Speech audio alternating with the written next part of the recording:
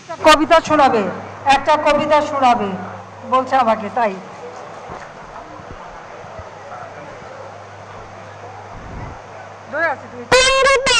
ছেলে লিখেছেন আইরিন নিয়াজি মান্না।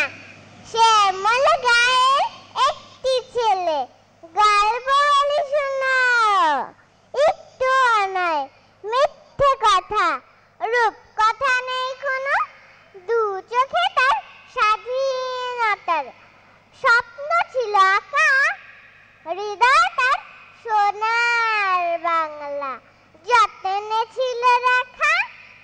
সেই ছেলেটি ডাকলো যখন উঠল জেগে সব, চারদিকে আছে উঠল মাতম স্বাধীনতার রব।